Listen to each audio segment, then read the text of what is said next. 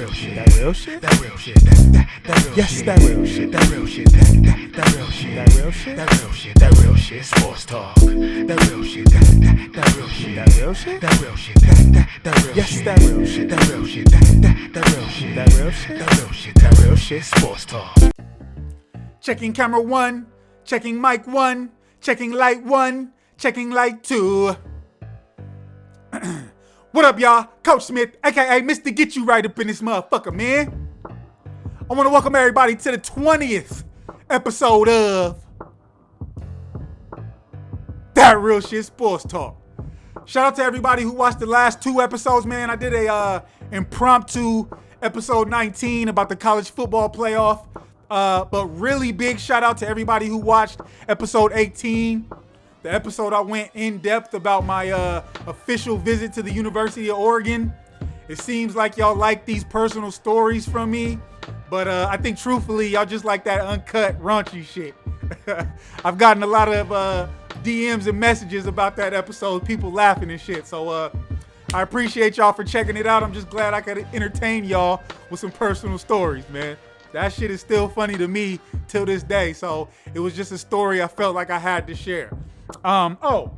Today is November 13th, Wednesday, November 13th, 2019. I'm coming to you live from San Diego, California, baby. Let's get into today. Now, I told y'all motherfuckers, man, Joe Burrow was the truth. I told y'all about a month and a half ago, October 10th to be exact. I told y'all Joe Burrow was the truth. I told y'all he was gonna beat Bama. I told y'all he was the front runner for the Heisman. I told y'all, man. So if anybody is questioning my knowledge of football, sports in general, stop it. I know what the fuck I'm talking about. I told y'all he was gonna beat Bama, and I told y'all he was gonna win the Heisman. He's already done one of those, and as long as LSU don't fuck off no more of these games, as long as they don't lose any more games, Joe Burrow's gonna win the Heisman. I told y'all. The first 2 games I saw him play, I could just see it. He passed the eye test. He passed the cool, calm, collective test. Joe Burrow is deadly accurate, and he's calm under pressure in that pocket, man. And you can't really practice that. The only time you can practice that is in game. In-game situations are the only time you're gonna get comfortable under pressure. You can't duplicate that shit in practice. And Joe Burrow's got it. He's different. He's calm under pressure, like I said, and he got pinpoint accuracy.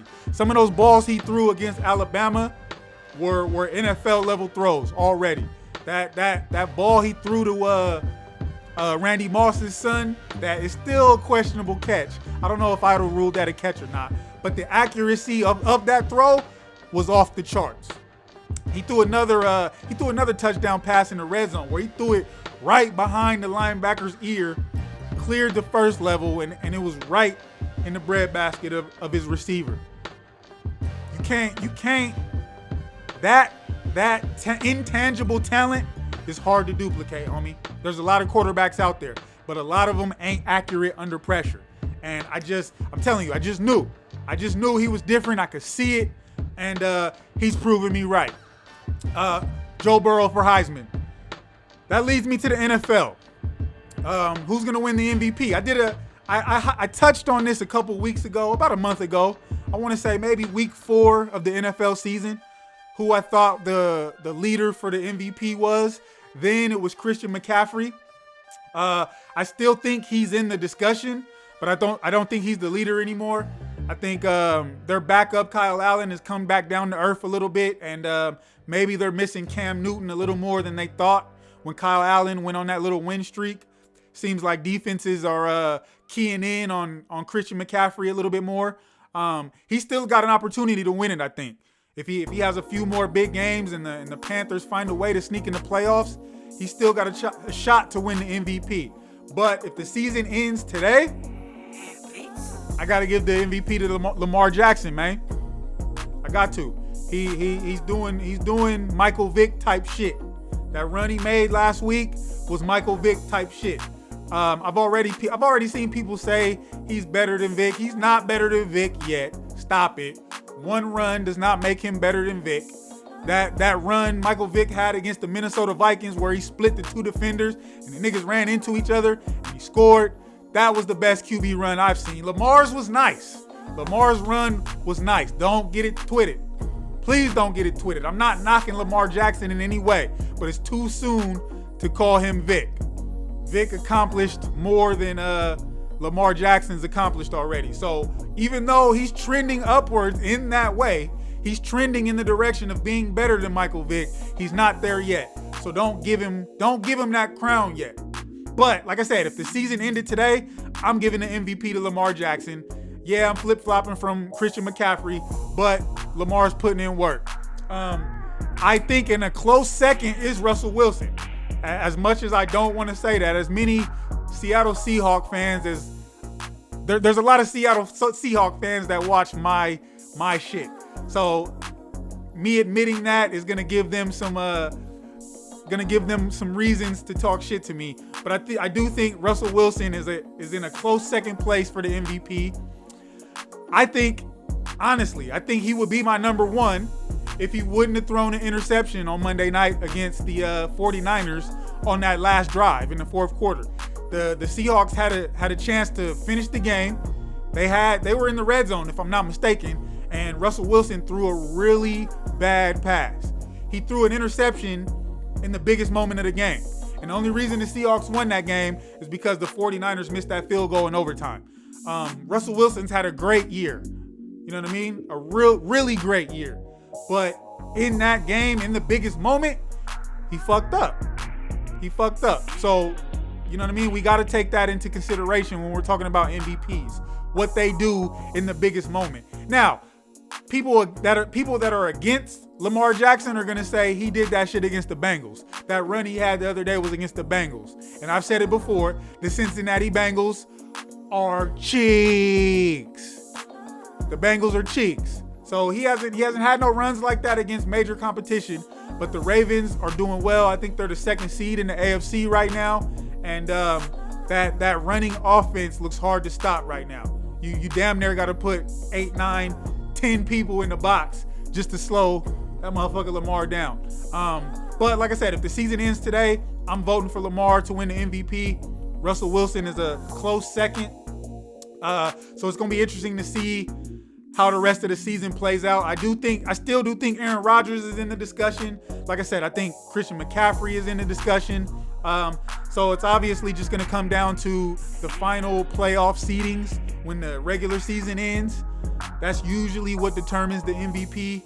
I think the numbers amongst all these guys are pretty similar.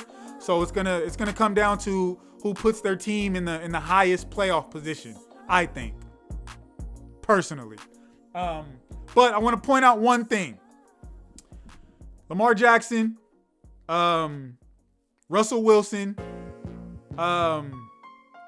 Christian McCaffrey, and then, God damn, I'm drawing a blank. Deshaun Watson. Those are the top 4 guys in the discussion for the MVP. 3 of those 4 guys, if you don't know, are black quarterbacks. The stigma for the longest has been black quarterbacks aren't smart enough to succeed long-term at the position. So I find it hilarious that 3 of the 4 guys up for MVP are black quarterbacks. I think the game is changing, and I think there's a change of the guard.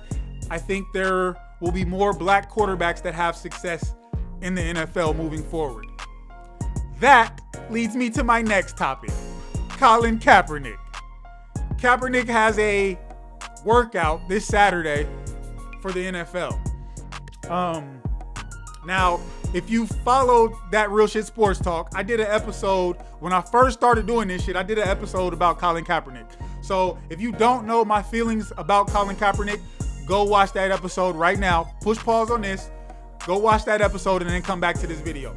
For all y'all that watched my video on Colin Kaepernick, you know how I feel. He's got to work out for the NFL teams. I'm curious to see how that shit goes. Now, I'm pretty certain they're not going to show us any footage from this workout.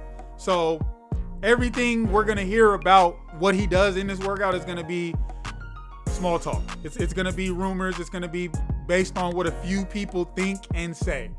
I don't think there's going to be any major head coaches there. I don't think there's going to be any major GMs there. I think this is going to be a situation where there's there's a few minor or smaller coaches at this tryout that take notes on what they see, and then they go back and report to the head coaches and GMs of the teams. But if I had to put money on it, there ain't going to be a lot of teams that show up to this workout.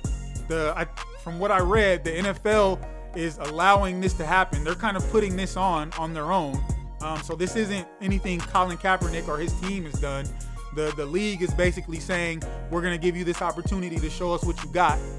So you say you've been in shape. You say you've been throwing for the past 3 years. Let's see what you got. I'm really curious to see and hear what teams show up, what teams don't show up, how accurate Colin is. He's going to be in shape. I don't doubt that he's going to be in shape, but I'm very curious to see and hear about how accurate he is during this workout. I just think it's going to be hard for him to get back on the team. He sued the NFL. So to me, the NFL is just doing this to clear themselves completely of this situation. They're going to host this event, host this this tryout event, if you will, and be like, nope, he's a bum. We don't want anything to do with him, but we gave him a chance, so y'all can't say that we blackballed him. Even though we kept him out of the league for 3 years, we gave him this opportunity. He was ass. We're moving on. I hope the public can move on too, because now that we've shown he can't play, we made our point. I don't want to go too much in detail, because if you don't know my stance on Colin, go watch the episode. I just think he reached a point in his NFL career when he started kneeling where he realized his talent level was on the decline. To me, he was not as fast as he was his first 2 years in the league. The year he started kneeling, he was not as fast. He had lost a step. So he just better hope that his arm is on point, because I don't think he's not going to be that running quarterback he was against Green Bay in the playoffs that year, where he ran for damn near 200 yards. He's not that guy no more. He wasn't that guy when he was kneeling, and he's not going to be that guy now. So he's gonna have to make his money off his arm, and I want to see how accurate he is, how well he does with those 18-yard timing routes, how well he does with deep posts across the middle. That'll show us if he's been working on his craft or not. So we'll see. It'll be interesting to see. Y'all stay tuned. But before I get up out of here today, I got to touch on the NBA real quick. This load management shit has me. I don't know. I don't even have no real words for it, man. I think it's fucking soft. I'm just gonna say that. I think load management in the NBA is soft, and it's a product of our time. Jordan didn't take no games off. Gary Payton didn't take no games off. Shaq didn't take no games off. Kobe didn't take no games off. I don't know if Dr. J took off games, but I doubt it. Larry Bird didn't take off no load management games. Had they, their careers would have been way longer. So, is it smart? Yes, it's a smarter way of playing, but it's only smart for the guys that are trying to prolong their careers. Guys like Magic, Michael, Bird, they were more worried about winning championships than prolonging their career. LeBron has always done load management. And I think a lot of people forget. To me, Greg Popovich started this shit. Greg Popovich started load management with Tim Duncan and Tony Parker and Manu. That's when load management started. Then LeBron, now Kawhi. So if I had tickets to these games and LeBron and Kawhi ain't playing because of load management, I want my money back. That's who I'm going to see. I'm not going to see Patrick Beverley play. If I'm going to see the Clippers play, I want to see Kawhi play. If I'm going to watch the Lakers play, I'm going to watch LeBron. And if they're taking load management games, I think that's a complete ripoff to the customers and the viewers at home who pay for cable, who pay for NBA TV like I do. We want to see these niggas play. Fuck load management. They're getting paid millions. Get your ass out on the court and play. And that's all I'm gonna say on that. I'm gonna wrap this episode up on that note, man.